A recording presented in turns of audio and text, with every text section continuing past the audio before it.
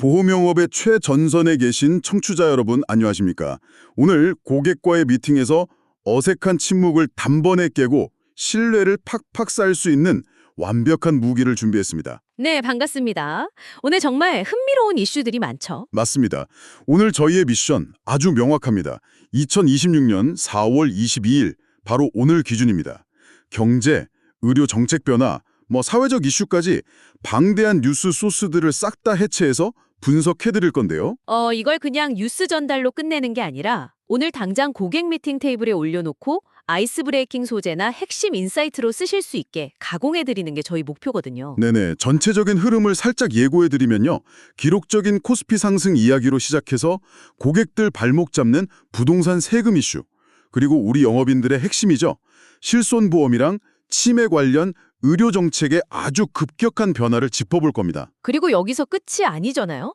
고객의 일상이나 비즈니스랑 바로 맞닿아 있는 사회적 리스크, 그리고 지정학적 리스크까지 아주 논리적으로 쫙 연결해 볼 예정입니다. 기대됩니다. 자, 본격적으로 들어가기 전에 가볍게 날씨랑 지표 브리핑부터 챙겨가시죠. 아이스 브레이킹용으로 딱 좋거든요. 오늘 전국 대부분 지역에 불청객, 황사가 좀 심합니다. 남부랑 제주에는 비도 내리고 있고요. 네, 미세먼지도 전 권역이 나쁨 수준이더라고요. 미팅 시작하실 때 오늘 황사 심한데 목은 좀 괜찮으신가요? 이렇게 안부 묻기 딱 좋은 날씨입니다. 맞아요. 그리고 경제 지표도 되게 역동적입니다. 코스피가 무려 6,388.47을 기록 중이고요. 달러 환율은 1,482.50원. 와, 비트코인은 1억 1,234만 원을 지나고 있습니다. 숫자들이 아주 엄청나죠? 네네, 지표만 봐도 오늘 장이 얼마나 뜨거운지 알 수 있는데요. 자, 그럼 방금 말씀드린 자산시장 이야기부터 한번 풀어볼까요? 지금 글로벌 주식시장 상황이 완전히 극과 극입니다.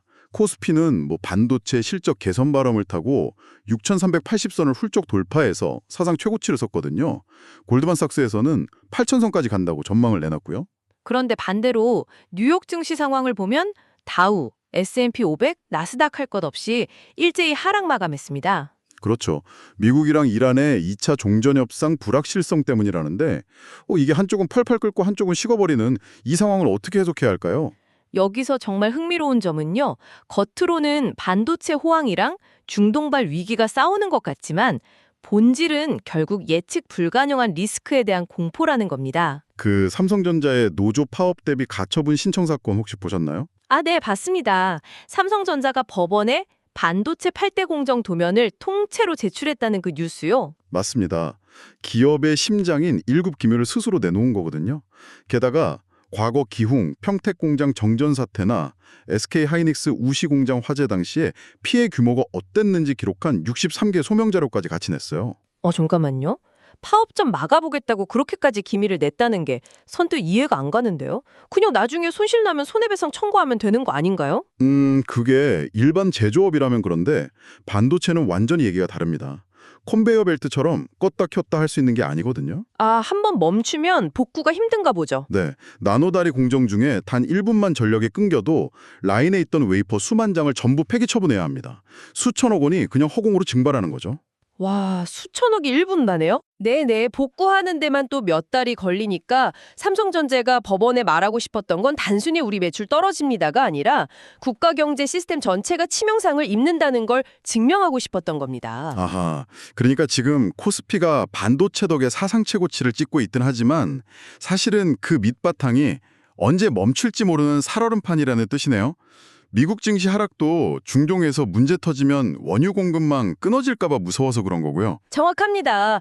거시경제의 리스크가 기업의 실물 경제에 얼마나 큰 파급력을 가지는지 보여주는 아주 상징적인 장면이죠. 이렇게 주식이나 기업 현장은 살얼음판인데 설상가상으로 부동산 세금은 아주 무거워지고 있습니다. 이재명 대통령이 1세대 1주택자 중에 비거주 목적 보유자들 있잖아요. 이분들에 대한 양도소득세, 장기 보유 특별공제 폐지를 시사했습니다. 이게 폐지되면 시장에 미치는 파장이 어마어마할 겁니다. 장기 보유 특별공제가 집을 오래 쥐고 있으면 양도차액의 최대 80%까지 세금을 깎아주는 혜택이잖아요. 그렇죠. 엄청난 혜택이죠. 정부 의도는 네가 살지도 않는 집 혜택 안 줄 테니까 시장에 매물로 내놔라 이건데 사실 고객들 입장은 다를 수밖에 없거든요. 아니, 저 같아도 절대 안 팔죠. 원래 5천만 원 낼 세금이 갑자기 2억, 3억으로 수직 상승하는 건데 누가 팔겠습니까? 그냥 자식한테 증여하거나 버티기 들어가겠죠. 맞아요. 그걸 바로 매물 잠김 현상이라고 부르죠.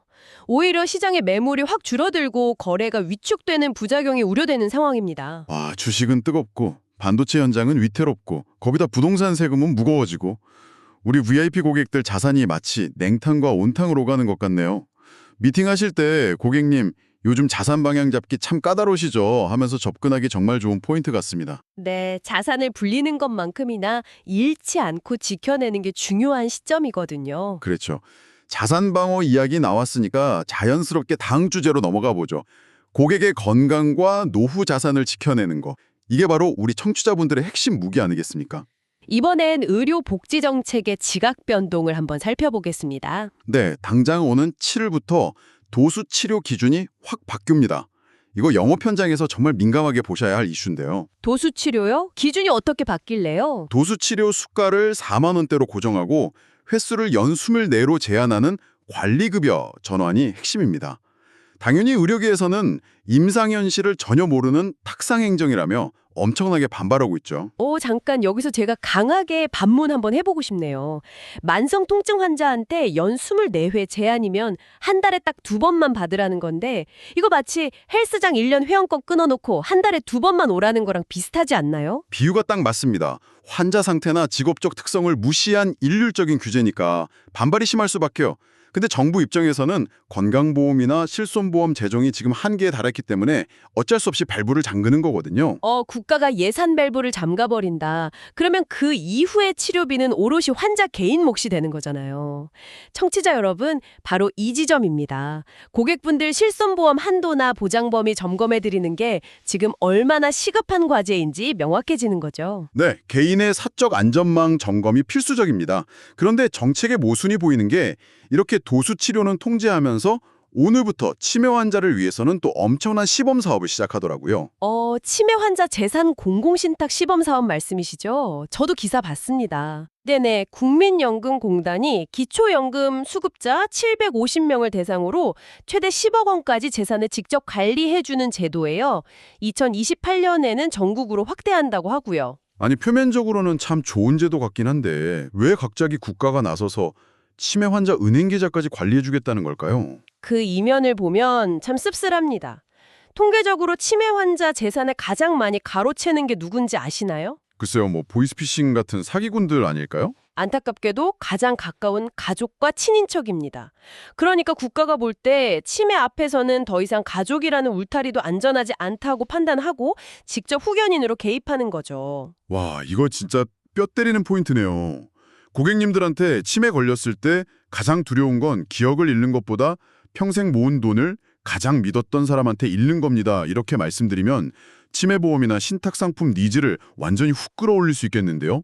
그렇죠. 큰 그림과 연결해 본다면 치매 자산 관리처럼 국가 개입이 확대되는 곳도 있지만 반대로 처참하게 축소되는 곳도 있습니다.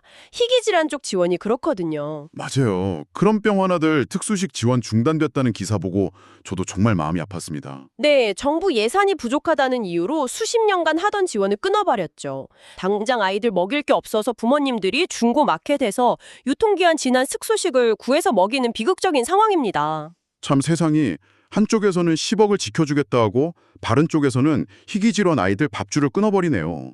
국가의 복지 개입이 정말 선택적이라는 걸 여실히 보여줍니다. 결국 개인의 안전망, 즉 보험의 필요성이 더 절실해지는 이유죠. 맞습니다. 무거운 얘기만 했는데 긍정적인 시그널도 하나 짚고 가시죠. 저출산 반등 조짐이 보이고 있습니다. 오, 진짜요? 이거 퇴화보험이나 어린이보험 영업하시는 분들한테 너무 좋은 뉴스인데요. 네, 작년 4월부터 올해 3월까지 임산부 등록 건수가 전년 대비 16%나 증가해서 35만 1,000명을 기록했습니다. 이대로면 7년 만에 출생아 30만 명대를 회복할 거란 전망이 나옵니다. 와, 16% 증가면 엄청난 수치네요. 오늘 고객 만나시면 고객님, 요즘 유모차 끌고 다니는 부부 북적 많아지지 않았나요? 하면서 아주 희망차게 미팅 여시면 딱 좋겠습니다. 네, 기분 좋은 오프닝이 될 것 같습니다. 자, 개인의 건강 리스크를 좀 살펴봤는데 이 부분이 정말 흥미로워지는데요. 개인 건강 다음으로 고객들 일상을 위협하는 게 바로 사회 곳곳에 숨어 있는 거시적 리스크 아니겠습니까? 배상 책임이나 기업 리스크 관련된 이슈로 넘어가 보죠. 네, 우리 일상이 어떻게 마비되고 있는지 보면 충격적입니다. 당장 전국 학교의 절반 정도가 수학여행 같은 숙박형 체험학습을 아예 운영 안 한다고 합니다. 아니, 아이들 추억 만드는 수학여행을 왜 절반이나 안 간다는 거죠? 교사들 입장에서 형사 책임 부담이 너무 크기 때문입니다. 사고라도 나면 교사 개인이 독박을 써야 하고 행정 업무도 어마어마하거든요. 시스템이 보호를 안 해주니까 방어적으로 아예 안 가는 걸 택한 겁니다. 아, 책임이라는 무게 때문에 교육 현장이 멈춰버린 거군요.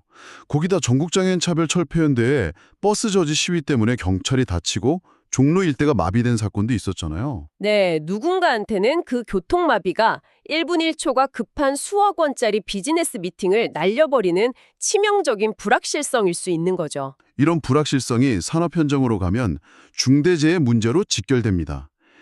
HJ중공업이 최악의 살인 기업으로 선정됐다고요? 네, 울산 화력발전소 보일러 타워 붕괴 등으로 하청 노동자 8명이 사망한 사건 때문이죠.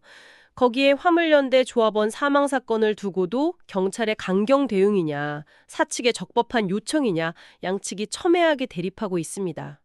직업윤리가 붕괴되는 모습도 심각하더라고요. 관세청 수사팀장이 마약사범 부모 재력을 확연하고 1억 4,500만 원이나 뇌물을 받고 기소됐잖아요. 검찰로 넘어가기 전인 사법경찰관 내사 종결이라는 제도의 맹점을 아주 악질적으로 이용한 거죠. 이런 걸 보면 사회 시스템 전반에 빈틈이 너무 많습니다. 자, 여기서 저희가 분명히 선언하고 넘어갈 게 하나 있습니다. 지금부터 정치권 논란을 잠시 언급할 건데 저희는 특정 정치적 입장을 절대 지지하지 않습니다. 오직 뉴스소스에 보도된 팩트와 양측의 주장만 객관적으로 전달해드린다는 점 청취자 여러분 꼭 기억해 주시기 바랍니다. 네, 철저히 중립적인 관점에서 사실만 짚어보겠습니다. 서해 공무원 피격 사건 국정조사 청문회 상황이 심각합니다. 여당은 정권 차원의 조작이라고 맹공을 퍼붓고 있고 야당은 억울한 공무원 악마화라며 맞서고 있죠. 이재명 대통령이 정동영 통일부 장관의 대북정보 발언을 방어하고 나선 것도 논란이죠. 주한미군 사령관이 항의했다는 이야기까지 나오면서 파장이 커지고 있고요. 정치권 내부 갈등도 만만치 않습니다. 국민의힘 장동혁 대표의 선거 지원을 두고 오세훈, 추경호 후보 등 당내에서 오히려 선을 긋고 마찰을 빚는 상황이 벌어지고 있죠. 전문가님, 이런 중요한 질문이 떠오르네요. 이런 복잡한 정치, 사회 이슈들이 우리 고객들이 운영하는 사업체나 비즈니스 리스크랑 대체 어떻게 직결되는 걸까요? 아주 밀접하죠. 정치와 사회가 불안정해지면 당장 기업의 배상 책임이나 중대재해 관련 법안 처리도 불투명해지고 글로벌 외교 협상력도 떨어집니다. 미국이 쿠팡 김범석 의장의 법적 안전을 한미 고위급 협의의 전제 조건으로 삼으려는 움직임만 봐도 알 수 있죠. 와, 개별 기업 CEO의 사법 리스크가 외교 문제로 비화될 수 있다니 진짜 무서운 시대입니다. 글로벌 종세는 더 살벌하잖아요. 이란 휴전 만료가 코앞인데 미군은 이란 화물선 컨테이너 5,000개를 뒤지면서 미사일 원료 수색 중이고요. 그건 이란 압박인 동시에 중국을 향한 경고죠. 일본이 살상무기 수출을 허용하고 미국, 필리핀 군사훈련에 파견을 보내니까 중국이 또 항공모함으로 무력 시위를 하고 있습니다. 동아시아 지정학적 긴장감이 최고조입니다. 그런데 이런 불확실성 속에서도 이재명 대통령이 베트남 국민 방문에서 서열 1위부터 3위까지 다 만나고 2003년 교역 1,500억 달러 목표로 대형 국책 사업 수주를 타진하고 있습니다. 결국 위기 속에서도 비즈니스 기회는 계속 열리는 거네요. 맞습니다. 자산시장의 엇갈림, 부동산 정책의 변화, 도수치료 제한, 치매 신탁 시범사업, 그리고 이런 국내외 거시적 리스크들까지 쭉 살펴봤는데요. 네, 오늘 정보량이 엄청났습니다. 이 복잡한 정보의 홍수 속에서 이게 다 우리 영업인 여러분에게 어떤 의미일까요? 세상이 얼마나 빠르게 변하고 예측 불가능한지 고객들에게 현실을 일깨워주는 무기가 되는 거죠. 이런 불확실성 속에서 개인이 자산과 건강을 지킬 수 있게 방향을 잡아주는 전문가가 바로 청취자 여러분입니다. 톰 모나건이 이런 명언을 남겼죠. 성공의 비결은 단 한 가지, 잘할 수 있는 일에 광적으로 집중하는 것이다. 저희가 준비한 정보들이 여러분이 가장 잘하시는 일, 즉 미팅 테이블에서 빛나는 무기로 쓰이기를 진심으로 응원합니다. 네, 고객의 포트폴리오를 재편성할 때 오늘 짚어드린 논리들이 큰 힘이 될 겁니다. 자, 오늘 방송을 마치면서 여러분이 스스로 탐구해 볼 만한 도발적인 질문을 하나 던지겠습니다. 오늘 보셨다시피 국가는 치매 환자 자산은 10억까지 챙겨주는데 정작 도수 치료나 희귀 질환 특수식 지원은 가차없이 끊어버리고 있습니다. 네, 정책의 방향성이 참 모순적이죠. 그렇다면 2030년이 되었을 때 의료 영역에서 과연 개인의 책임과 국가의 책임, 그 경계는 지금과 얼마나 다른 모습이 되어 있을까요? 고객의 미래를 그려주시는 여러분이라면 꼭 한번 치열하게 고민해 보셔야 할 화두입니다. 시대의 변화를 읽어내는 분들만이 고객의 마음을 열 수 있으니까요. 맞습니다. 오늘 준비한 심층 탐구는 여기까지입니다. 여러분의 무기가 한층 더 날카로워지길 바라며 저희는 다음 시간에 뵙겠습니다. 여러분, 오늘도 현장에서 건승하십시오.